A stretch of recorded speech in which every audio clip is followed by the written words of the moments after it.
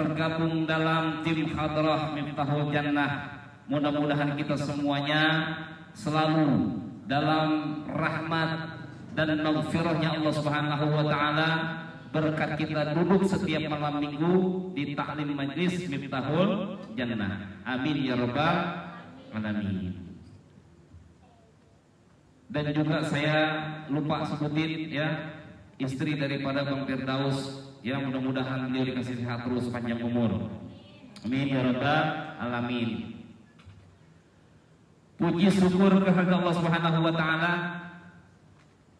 yang mana Allah telah memberikan begitu banyak nikmatnya, wabil khusus nikmat iman wal Islam, diiringi nikmat sehat wal afiat serta panjang umur, sehingga kita dapat berkumpul melangkahkan kaki kita dalam rangka taklim rutin di malam minggu di Majlis Miftahul Jannah. Mudah-mudahan kumpulnya kita, sepulangnya kita dari sini, mudah-mudahan Allah Subhanahu wa taala ampunkan dosa-dosa kita, panjangin umur kita, dimurahin rezekinya, yang lagi banyak utang dilunasin utangnya, besok pulang dari sini bisa memenuhi banyak. Amin amin ya rabbal alamin. Salawat teriring salam senantiasa kita sanjungkan kehariban junjungan kita baginda Nabi besar Muhammad sallallahu alaihi wasallam beserta keluarga, sahabatnya, juga para pengikutnya yang selalu istiqomah menjalankan sunnah-sunnahnya hingga akhir zaman. Mudah-mudahan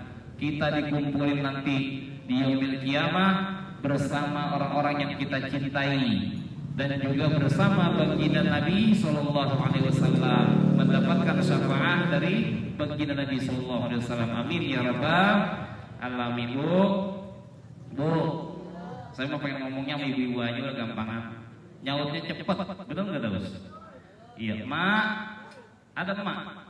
Ada, alhamdulillah ya. Ini saya mau membahas sedikit aja tentang apa yang menjadi tuntunan umat manusia di alam dunia. Ini kita nih bu, hidup di dunia bu, dituntun gak bu kira-kira bu? Bu, mak dituntun gak mak? Hidup di dunia dituntun gak? Siapa yang menuntun kita? Yang menuntun kita siapa?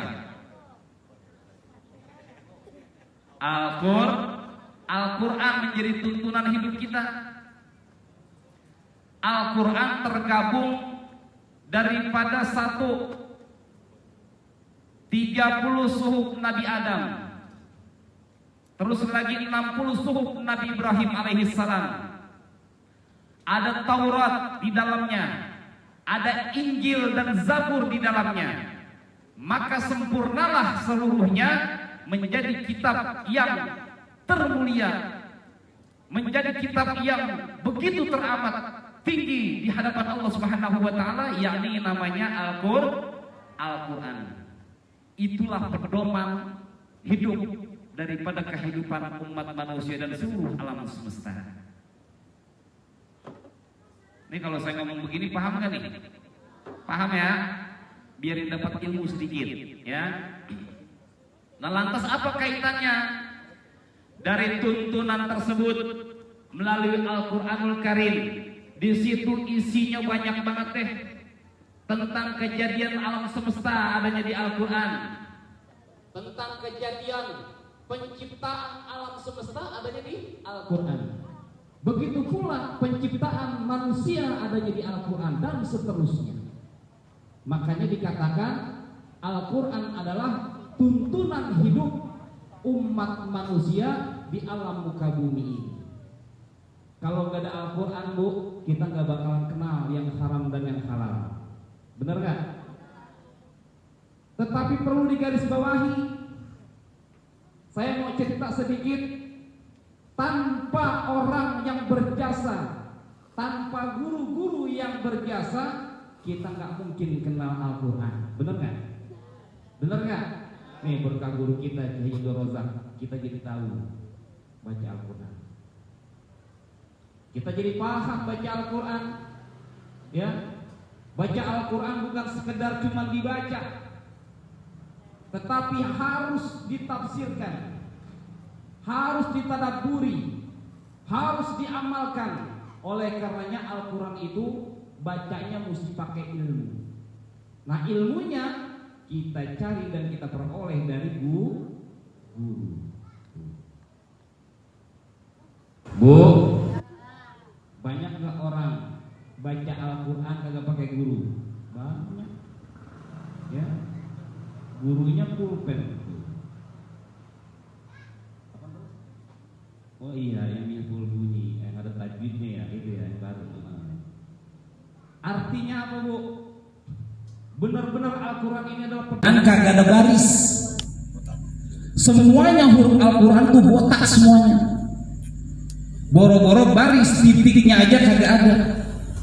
Kira-kira nih, kalau sekarang begitu nih Al-Quran nih, ya, alif, ba, ta, sa, sama semuanya tuh nggak ada titik, nggak ada barisnya. Kita bisa baca nggak kira-kira? Kagak. Gila ya caranya. Tetapi ada orang yang berjasa. Siapa dia? Abul Aswad Ad-Du'ali, ya, yang wafat tahun 60 Hijriah. Beliau itu yang membuat satu nuqatul huruf, ya, huruf dulu nggak ada titiknya, dititikin sama dia. Ba dititikin satu di bawah, tak dititikin dua di atas, tak dititikin tiga di atas, dan seterusnya. Tuh, Abu Aswad Ad-Du'ali. Siapa Bu namanya, Bu? Abu Aswad Ad-Du'ali. Apa namanya, meninggal atau wafat tahun 60 Hijriah. Kalau seandainya tidak ada beliau, itu huruf nggak ada tuh titiknya. Tuh, nggak ada titiknya. Lalu di tahun 175 Hijriah, ya, diteruskan, titiknya udah ada. Banyak juga orang yang kesusahan dalam membaca Al-Quran, ya. Lalu timbullah satu orang ulama juga. Ini ulama ini bukan dari Arab, tetapi dari Persia. Sama yang pertama juga dari Persia, Abul Aswad Ad-Du'ali dari Persia. Nah, yang kedua adalah Asy-Syaikh Hamid bin Abdurrahman, ya, meninggal atau wafat tahun 175 Hijriah. Ngapain dia jasanya? Bikin baris, ada fathah, ada domah, ada sukun. Kalau huruf Al-Quran kagak ada domah, kagak ada fathah, kagak ada sukun, bisa nggak bacanya? Bisa nggak bacanya? Kagak bisa, bejat ya. Tuh, iya, nih biar paham, ya. Jadi ada ulama-ulama yang berjasa.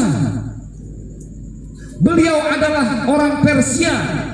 Ya Allah Rabbi, mereka membuat satu titik di setiap huruf hijaiyah, dan berlainan orang juga membuat baris daripada huruf hijaiyah.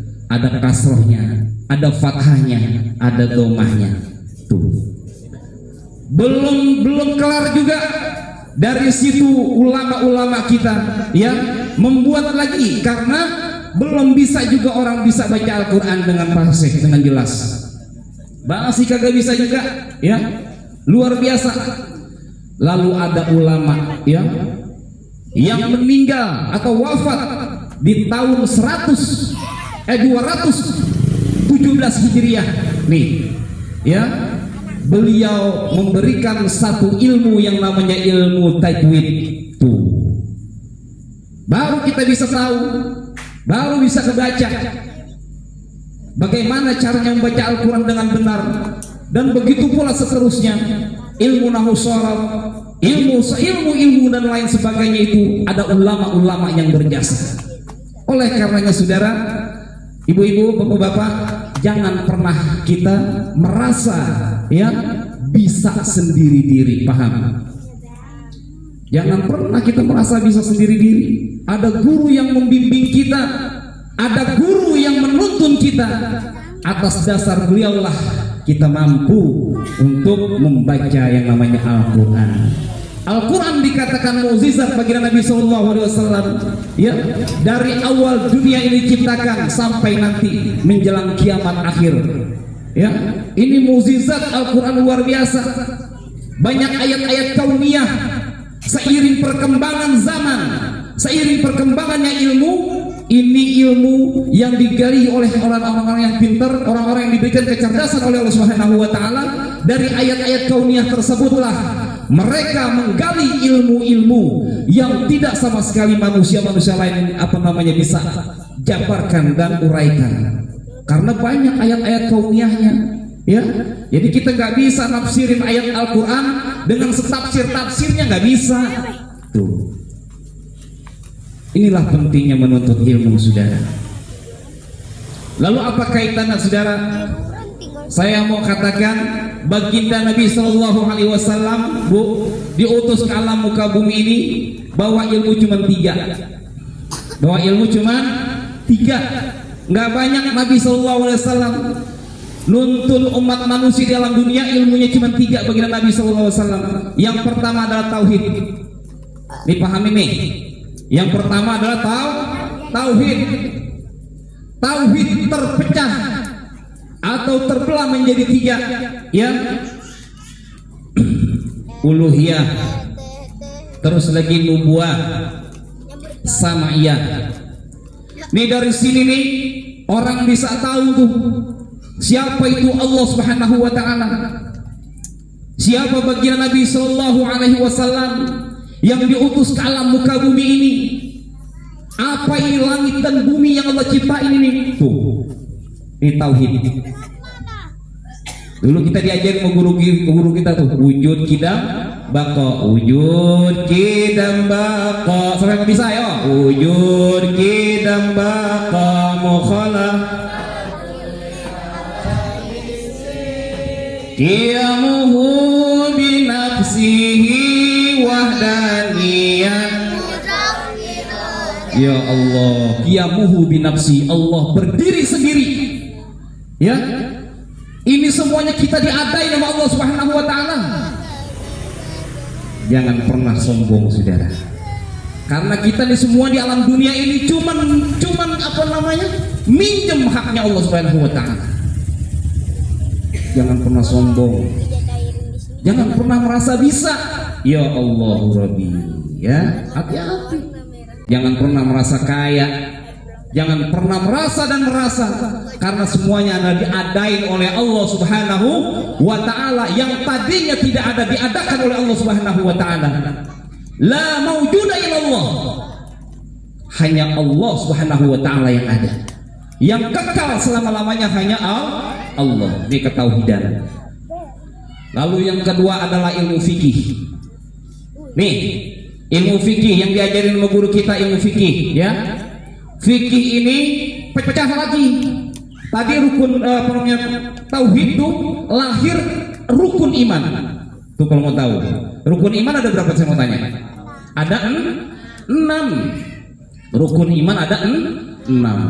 Ingat di sini, jangan banyak ngeluh Allah Subhanahu wa taala. Hidup jangan banyak ngeluh. Karena di terakhir adalah qada dan qadarnya Allah. Ya, ada khairi wa syarrihi. Ada qada yang baik dan ada qada yang buruk. Hati-hati, saudara. Ketika Allah Subhanahu wa taala menguji kita dengan keterpurukan, terus lagi dengan kesulitan, jangan pernah ngeluh bahwa itu semuanya Allah Subhanahu wa taala sedang uji kita dan dari Allah Subhanahu wa taala datangnya. Hati-hati ngeluh. Ngeluh bikin mencret. Hati-hati. Benar lagi. Bikin mules ngeluh. Coba jajalin. Ngeluh sehari, susahnya 2 hari. Ngeluh 2 hari, susahnya seminggu entar. Nambah. Orang yang banyak ngeluh pasti nambah. Dia gak bakalan bisa terangkat daripada kesenangan dia, keterpurukan dia. Gak bisa senang orang yang banyak ngeluh. Kenapa? Qada dan qadarnya Allah khairi wa syarrihi. Ada qada buruk dan ada qada baik. Hati-hati. Tuh dari tauhid tadi, ilmu tauhid lahir rukun iman. Nah, fikih, ya. Di sini fikih saya singkat aja deh ya, saya nggak bisa jabarin. Fikih tadi ada 4, cobain apa namanya cabangnya. 4 fikih. Ada ubudiyah, ya. Terus lagi ada amaliyah dan seterusnya. Lahirlah dari fikih tersebut rukun Islam. Rukun Islam ada berapa? Rukun Islam ada berapa? Kita tahu deh tuh ntar jadinya bagaimana itu sholat, bagaimana itu puasa, bagaimana itu zakat. Ilmunya dari rukun fikih yang diajarkan oleh guru kita Kiai Abdul Razak Zaidi. Tuh. Lalu yang ketiga, nih ilmu Nabi nih tiga doang. Ilmu Nabi. Yang ketiga adalah ilmu tasawuf. Dari tasawuf pecah tiga lagi, ya. Tahalli, tajalli. Nih. Ya Allah, tiga doang ilmunya Nabi yang diutus oleh Allah Subhanahu wa taala untuk meluruskan daripada umat manusia di alam muka bumi ini. Yang kita kenal begitu tasawuf ini tiga pecahannya, ya, lahirlah dari tasawuf tersebut adalah rukun ihsan. Nih, makanya orang Nahdlatul Ulama, ya, ini punya rukun tiga: iman, Islam, dan ihsan. Apa itu ihsan? Adab dan akhlak, memperbaiki diri, memperbaiki hati, dan memperbaiki ruh kita. Inilah yang diajarkan oleh baginda Nabi SAW. Kalau sudah tiga-tiganya kita pelajarin, maka kita menjadi umat manusia, ya, yang sempurna di mata Allah Subhanahu wa taala. Tuh. Ya. Kelamaan kali ya, Zat? Kelamaan ya? Ya Allah, ya sikat, ya. Dari situlah kita perlu mempelajari bukan cuma ilmu fikih, tetapi ilmu yang diajarkan oleh baginda Nabi SAW yang dibawa ada tiga. Maka tiga tersebut cari gurunya, belajar. Makin banyak belajar, insya Allah makin banyak wawasan dan keilmuan dia. Betul nggak? Bener nggak? Maka dia akan bertambah, dia punya ilmu. Insya Allah mudah-mudahan dia bisa meluruskan hal ihwal kehidupannya, dirinya dan keluarganya. Amin, amin ya rabbal alamin. Akhirul kalam, ya, saya minta maaf dan minta ridho apabila ada salah-salah kata. Wallahu muwaffiq ila aqwamit. Assalamualaikum warahmatullahi wabarakatuh. Waalaikumsalam warahmatullahi wabarakatuh.